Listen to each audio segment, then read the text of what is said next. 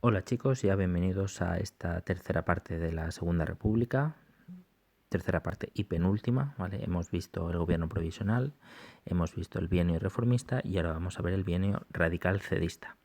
Primer comentario, radical se refiere a que el segundo partido vencedor, bueno, el segundo nunca es vencedor, pero bueno, el segundo partido que sale tras las elecciones del 33, de noviembre del 33, es el Partido Radical de Lerroux, por eso se llama radical cedista. En realidad tendría que haber sido cedista radical, porque los que ganan verdaderamente son los miembros de la CEDA.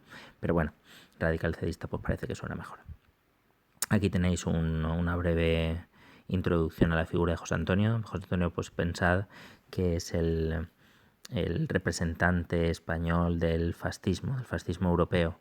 Era una persona de sociedad, un niño bien, de familia rica, se codeó con las personalidades más importantes de la España del momento y de la Europa del momento, hablaba varios idiomas y entró en esa ola de autoritarismo procedente pues sobre todo de Italia, de la Italia de Mussolini, luego la de Hitler, aunque bueno, con muchas diferencias respecto a ellos.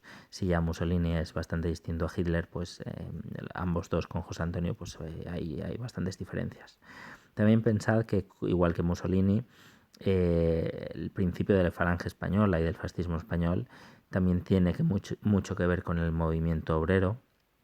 Se trata de un sindicalismo de tipo vertical, basado en la organización, en la parroquia, en la coalición, ¿no? O más que coalición, en el punto central, en la raíz católica, ¿vale?, de los trabajadores, y viene a hablar de revolución, de una revolución contra las élites, una revolución contra la política tradicional, igual que había defendido su padre Miguel Primo de Rivera cuando dio el golpe de Estado, ¿vale? Y será este enfrentamiento a las viejas políticas la que cree este movimiento fascista, por así decirlo, que se basa fundamentalmente, pues si queréis, en tres puntos. Primero, en un líder fuerte que dirija los destinos del país.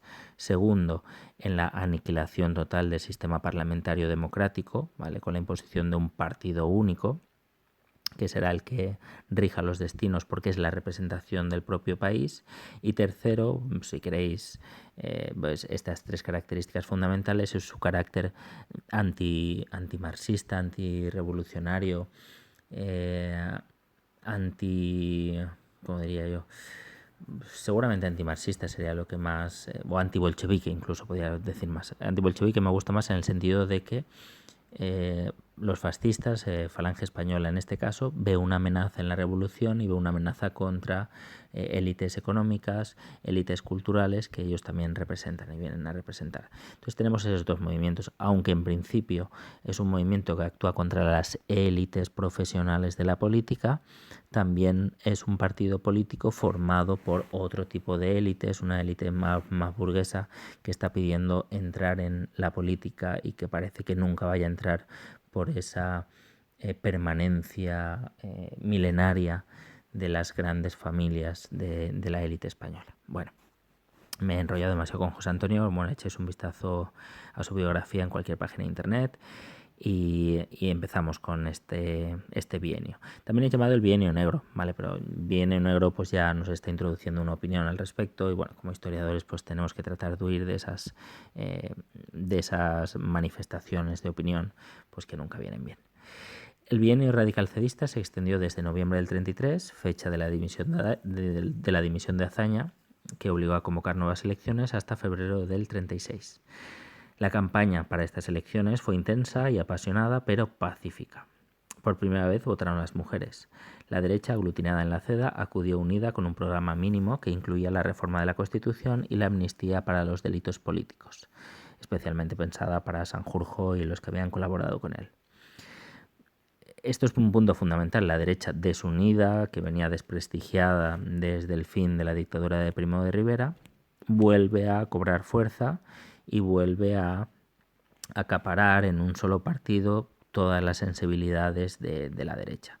Y cuando se produce esta acaparación, cuando un solo movimiento aglutina en su seno a tantas ideologías, a la hora de presentar su programa político suele ser un programa político, como pone aquí, de mínimos.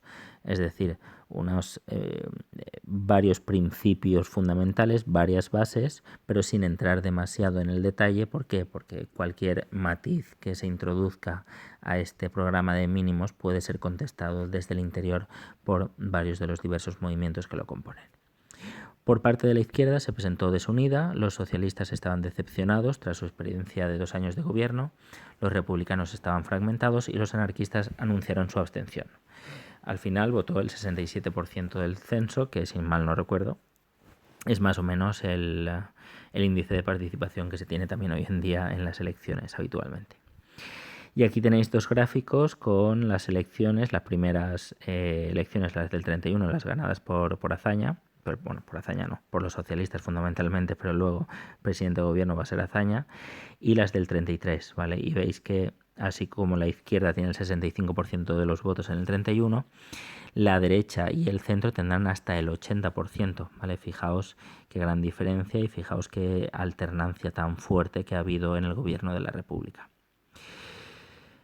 La política de reformas del primer bienio no fue respaldada en las urnas. Aunque la diferencia de votos entre derecha e izquierda no fue significativa en escaños, el PSOE se hundía y los republicanos se convertían en marginales. Acción Republicana de Azaña, 5 diputados. Los grandes triunfadores fueron Gil Robles y Lerroux, de acuerdo, la derecha y el centro. La República, por tanto, giraba hacia la derecha. Los partidos que la habían implantado ya no poseían mayoría parlamentaria. Debatible, ¿vale? Porque como sabéis, los que implantaron la República venían tanto de la derecha como de los de la izquierda. Es decir, no es solo la izquierda la que trae la República, sino también parte de la derecha republicana descontenta en parte con la monarquía y en parte con el apoyo de esta a la dictadura de Primo de Rivera.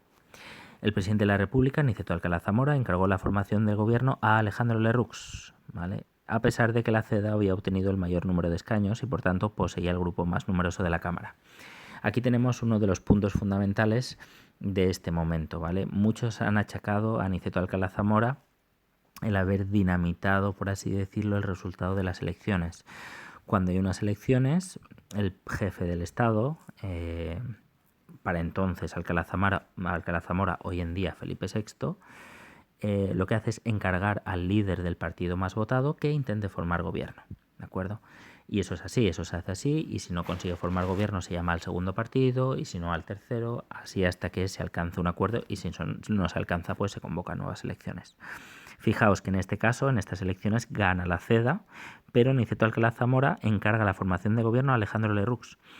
Por eso a Alcalá Zamora se le ha achacado esta voluntad de apartar a la CEDA del gobierno. ¿Y por qué lo hizo? Pues lo hizo porque consideraba que la CEDA quizá no es que llegara a ser antirrepublicana, que seguramente lo creía así, pero que consideraba que la CEDA no apoyaba lo suficiente a la República. Y por lo tanto consideraba que un político como Lerroux y un partido como el Partido Radical darían mucho más peso, mucha más estabilidad y equilibrio a la República.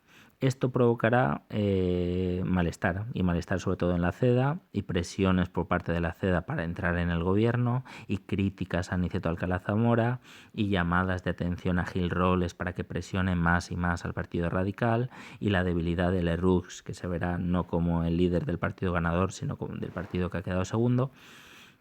Y esto a la vez en la izquierda va a tener también pues, su repercusión, ¿vale? Porque en ese intento, en esa reclamación por parte de la CEDA de entrar al gobierno, encontrará un punto desde el cual criticar al gobierno de derechas que acababa de formarse, ¿de acuerdo? Los radicales gobernarían solos, pero con el apoyo de los cedistas. Se pretendía no provocar a las izquierdas, pero el resultado fue la debilidad permanente del Ejecutivo. La CEDA acepta, ¿vale?, que a regañadientes que el encargado de formar gobierno sea Lerroux, pero lo hace desde ese malestar y desde esa preocupación por seguramente hacia sus propios votantes, que van a reclamar mayor participación en el gobierno. Muy bien, aquí tenemos la coalición de la CEDA, ¿vale? Vemos ahí a Gil Robles en la parte izquierda y vemos pues un cartel que pone aquí, que pone contra la revolución y sus cómplices, Alfa y Omega, y veis pues la cruz, presente y adelante, ¿vale? Parafernalia, ¿vale? De un grupo católico, seguramente están, no sé, seguramente pues a lo mejor una iglesia, una capilla, no lo sé, ¿vale? Y Gil Robles, pues un gran orador, que bueno, que fue la cabeza visible de este partido, que tendrá tanta importancia en estos momentos. Muy bien. Seguimos. Vale. Para entender este momento de la Segunda República, basta casi con haber entendido el bienio reformista. ¿Por qué? Porque este bienio, el bienio radical cedista, va a ser una campaña continua para paralizar e incluso revertir las reformas que se habían llevado a cabo durante los 2 primeros años de la República. ¿Vale? Allí donde había habido una política laicista, pues el nuevo gobierno buscará una política mucho más confesional. Allí donde había un intento de repartir la tierra, ahora va a haber un intento por reafirmar y por consolidar la tierra en manos de los justos propietarios, según su propio criterio. Y así en general, ¿vale? Vamos a verlo, pero fundamentalmente es eso, es ir en contra de la política reformista que se había llevado a cabo. Política rectificadora. A lo largo del año 34, el gobierno del Partido Republicano Radical rectificó o suspendió algunas de las decisiones más contestadas durante el periodo hazañista, pero no imprimió un nuevo rumbo a la República. En materia religiosa, se intenta apaciguar los ánimos, suspendiendo, que no anulando, la legislación anterior. Estas medidas provocaron una escisión en el Partido Radical. Martínez Barrio rompió con Lerroux y constituyó el Partido Radical Demócrata. Las medidas adoptadas por el gobierno de Lerroux se concretaron de 3 formas. La ley de haberes del clero, ¿vale? En que los centros educativos vinculados a la Iglesia siguen abiertos y se llega a un acuerdo para pagar el sueldo a los sacerdotes. Se inician negociaciones para llegar a un concordato con el Vaticano y no se anula la expulsión de los jesuitas, ¿vale? Pero el cardenal Segura tampoco puede regresar a su sede de Toledo, ¿vale? Es un ni para ti ni para mí, ¿vale? Una de cal y una de arena. Era intentar rectificar el avance laicista, para ello seguramente ateo, del anterior gobierno, ¿vale? Y llegar a una posición de mayor acuerdo con el Vaticano y con la religión católica y todos sus representantes, ¿de acuerdo? Segunda reforma, la reforma agraria. Pues fijaos, se devuelven tierras a la nobleza. Lo que iba diciendo. Se devuelven las tierras a la nobleza, fijaos, pero se acelera el ritmo de asentamientos, ya que el IRA había comenzado a funcionar con cierta eficacia. Vale. La ley de términos municipales de Largo Caballero fue derogada, las tensiones sociales subieron de tono en el campo y la conflictividad se extendió, alentada ahora por los socialistas. Vale, fijaos que si ya la reforma agraria había tenido problemas y había provocado un auge de los movimientos antigubernamentales, de las protestas sociales, de los anarquistas en el campo, pues fijaos que con un gobierno de derechas esto va a ir creciendo, en parte porque ya son de derechas y en principio están a favor de los terratenientes, y por otra parte porque a esa oposición se le unen también los socialistas que antes habían estado en el gobierno. Vale, muy bien. Los terratenientes, crecidos por el apoyo gubernamental, no se mostraban muy partidarios de la conciliación. Largo Caballero parecía dar por finalizada su etapa de colaboración con la izquierda burguesa. El socialismo vuelve al monte, por así decirlo. Vuelve a la subversión y vuelve a ser un movimiento fundamentalmente social, de revolución, de lucha de clases y de política antisistema, por así decirlo. En relación con los condenados por el golpe de Sanjurjo, ante la insistencia de la CEDA se concede una amnistía a los condenados por la Sanjurjada, pero al precio de provocar la caída del gobierno de Lerroux, que fue sustituido en mayo del 34 por el también republicano radical Samper. ¿Vale? El Partido Radical seguirá estando en la cabeza del gobierno, pero ya no en la cabeza de Lerroux, sino en la cabeza de Samper. ¿Vale? Y fue debido sobre todo a esto, a esta amnistía, que desprestigia de tal modo a Lerroux que se ve obligado a dimitir. En relación con la política autonómica, vimos que el bienio reformista había dado alas autonomistas a Cataluña, País Vasco, incluso Galicia, Andalucía, etc. Lo que va a suceder ahora es una reversión de este movimiento autonomista. Las relaciones con el gobierno izquierdista catalán empeoraron y estalló un conflicto por la aprobación en el Parlamento de la Ley de Contratos de Cultivos, que el gobierno de España recurrió al Tribunal de Garantías Constitucionales. Por otra parte, las Cortes detuvieron el proceso de tramitación del Estatuto de Autonomía Vasco, lo que provocó una masiva contestación por parte de los ayuntamientos vascos. El clima de agitación social, la división interna de los republicanos radicales, el enfrentamiento con catalanes y vascos, la radicalización del PSOE. Fijaos que en septiembre fue intervenido un alijo de armas en el que estaba implicado Indalecio Prieto y la presión de la CEDA provocaron la crisis de gobierno. Fijaos que la política autonómica siempre suele ser la chispa que lo enciende todo, es decir, puede haber grandes enfrentamientos, opiniones muy encontradas, pero al final casi siempre es la posición que se tenga en cuanto a política autonomista, a darle más o menos poder a las regiones, cuando los conflictos salen a la luz y provocan dimisiones y provocan grandes decisiones por parte de los poderes establecidos. Tras arduas negociaciones, Lerroux consigue formar un nuevo gabinete en el que entraron 3 miembros de la CEDA, pero no Gil Robles. ¿Vale? Se da entrada por primera vez a la CEDA en el gobierno, hay un gobierno de coalición, ¿vale? Y esto va a provocar evidentemente una mayor derechización del gobierno con esa entrada de gente de la CEDA, con el apunte de que el líder no entra, ¿vale? Porque eso quizá ya hubiera sido ya una declaración casi de guerra para la izquierda. Algunos sectores del PSOE y de la UGT, el PCI y de la CNT, discrepantes con esta solución, prepararon una insurrección contra el gobierno precedida de una huelga general. Vale, aquí estamos en los antecedentes de la revolución del 34, la revolución sobre todo de Asturias, que será la que tenga mayor importancia. Bueno, seguimos aquí. La revolución de Asturias y la proclamación del Estat catalán. ¿Vale? Esto va a ser, digamos, el punto y final de este bienio radical cedista, con todos estos desequilibrios internos, con toda esta contestación.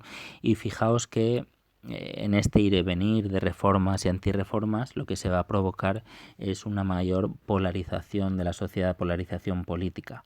La izquierda cada vez va a ser más izquierda, la derecha cada vez va a ser más derecha y lo que es el centro va a desaparecer prácticamente, y esto genera un ambiente de violencia, un ambiente de agitación social muy difícil de controlar y muy difícil sobre todo de ver cuál va a ser su final. Una situación complicada, ¿vale? Como la que hemos vivido también en tiempos recientes, y que bueno, que se intenta solucionar a través de darle voz al pueblo a través de elecciones, pero que a veces eso incluso no es suficiente. Vamos a ver cómo acaba este bienio radical cedista. Los españoles de izquierdas llegaron a identificar el régimen republicano con su propia ideología. ¿Vale? Se considera que la república es de izquierdas. ¿Es de izquierdas o no es? ¿Vale? Un gobierno de derechas en la república es una antirrepública, ¿vale? Este será el lenguaje, es una apropiación de la república por parte de la izquierda y de la ideología republicana como tal. Siempre la izquierda siempre teme que la derecha, en último término, quiera restablecer la monarquía. Y la derecha no lo niega, ¿vale? Porque gran parte de esa derecha es fundamentalmente monárquica. Por ello, ante la entrada de la CEDA en el gobierno, sintieron que el régimen había sido traicionado. La apelación a la violencia revolucionaria para defender la legalidad republicana tuvo unas consecuencias nefastas. El PSOE convocó a la huelga general revolucionaria para el 5 de octubre, pero la deficiente organización y la ausencia de anarquistas rebajaron su repercusión en la mayor parte de España, con 2 excepciones notables, Cataluña y Asturias. Cataluña por la vinculación con los alegatos nacionalistas, y en Asturias fundamentalmente porque los asturianos estaban bien armados. Hay una importante población, sobre todo minera, con una fuerte mentalidad revolucionaria, tienen dinamita, que es la que utilizan en su trabajo, ¿vale? Tienen los instrumentos necesarios para llevar a cabo la revolución y por lo tanto va a ser el lugar donde ésta tenga mucha más fortaleza. En Cataluña las relaciones entre la Generalitat y el gobierno se habían ido deteriorando desde el 33 Y esto llegó al límite cuando el Tribunal de Garantías, como ya hemos visto, declara inconstitucional parte de la Ley de Contratos de Cultivo. El gobierno se negó a acatar la sentencia. El 6 de octubre, Companys, que había sucedido a Francesc Macià, proclama en Barcelona el Estat català. ¿Vale? Y ya no es un Estat català dins o dentro del Estado federal español, sino un Estat català puro y duro. Tras un enfrentamiento con el ejército y una treintena de muertos, el movimiento secesionista fue liquidado y sus responsables encarcelados, entre ellos Azaña, que se encontraba casualmente en la ciudad. El estatuto fue suspendido. ¿Vale? Nos suena esto un poco también. ¿Vale? Hay una declaración de independencia unilateral, en este caso también, un enfrentamiento con el ejército y una treintena de muertos sobre la mesa. El Estado reacciona, envía toda su fuerza y este movimiento es decapitado. Actualmente pues el movimiento independentista fue decapitado con un artículo de la Constitución, el 155, pero en el año 30 y 33 fue echado abajo por la fuerza fundamentalmente. Más grave fue lo ocurrido en Asturias, donde se produjo una alianza entre socialistas y anarquistas al grito de UHP, Unidos Hermanos Proletarios. Además, los mineros se habían armado básicamente con la dinamita procedente de las minas. Entre el 5 y el 12 de octubre, Asturias vivió una auténtica guerra civil. Los insurrectos controlaron Avilés, Trubia, con su fábrica de armas, y asediaron la guarnición de Gijón. El gobierno en estos momentos envía a la Legión al frente de las operaciones militares. Se destina al general Francisco Franco. Franco, africanista, tenido por un héroe de guerra del enfrentamiento contra los rifeños, ¿vale? Es enviado, además es el que había sido director general de la Academia Militar de Zaragoza, es enviado a Asturias con el propósito de acabar con esa revolución y castigar a los sublevados. La sublevación fue sofocada rápidamente a costa de 1.500 muertos y una represión brutal.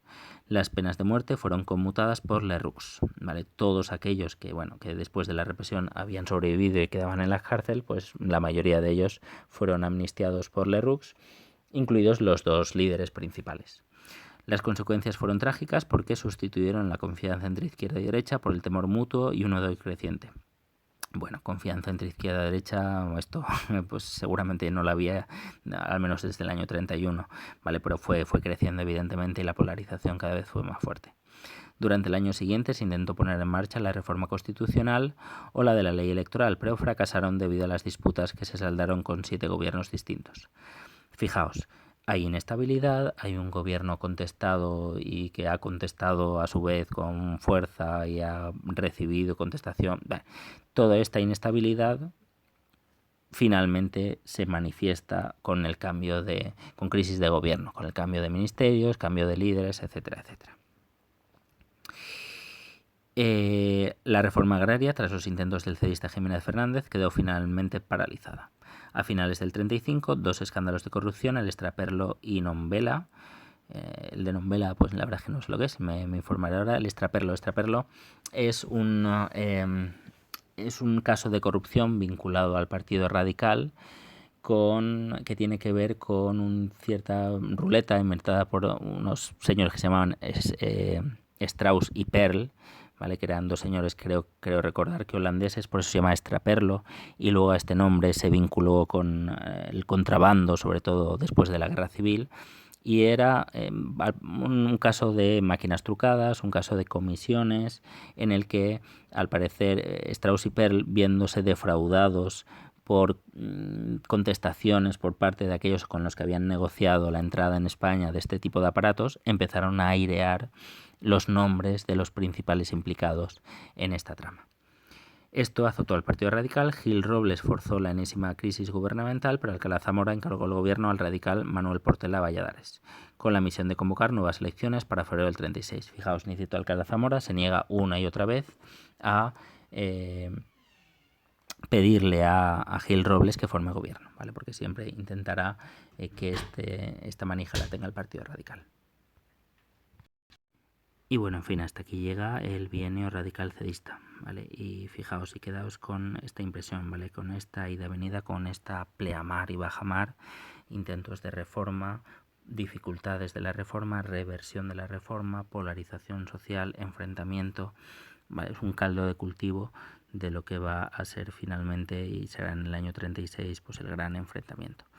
Esto también, y las interpretaciones, no voy a entrar mucho en ello porque eso sería un debate muy largo, ¿vale? Pero dependiendo, claro, del historiador, si es más de derechas, más de izquierdas, al final hay un debate que es sobre las responsabilidades de la guerra civil. Gil Robles, por ejemplo, escribió un libro llamado No fue posible la paz, es decir, la derecha considera que la situación llegó a un punto en que ese golpe de Estado era un golpe de Estado natural ante la evolución revolucionaria que estaban teniendo que estaba teniendo la situación española. En cuanto a la izquierda, evidentemente lo que considera es que el golpe de Estado fue el punto de inflexión, evidentemente, es el momento en el que la derecha se levanta militarmente, ¿vale? La responsabilidad es de esta derecha y no es de la revolución. Entonces, quedémonos con lo fundamental, y lo fundamental es que la situación, esa derecha y esa izquierda que se habían unido contra la monarquía, una vez desaparecido ese enemigo en común, empiezan a enfrentarse de una forma más clara. Cuando la izquierda esté más fuerte va a ser quien gobierne en el año 31, 32 y 33. Cuando la derecha se reagrupa empiezan a gobernar ellos, pero también empieza a haber decisiones internas, contestación y demás. Vamos a llegar a un tercer estado, que es las elecciones del 36, y en esas elecciones se tendrá que dilucidar el camino que tenga que seguir la república. ¿Se volverá el año 31, se volverá a una república de izquierdas o permanecerá la república de derechas y finalmente, porque tendría que haber sido así, un gobierno de la CEDA?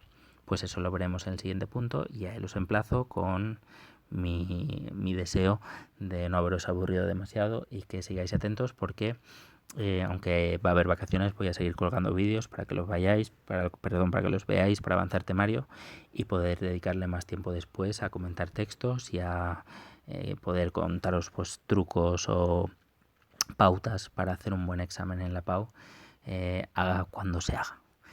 Pues nada, un saludo muy afectuoso y hasta el próximo vídeo.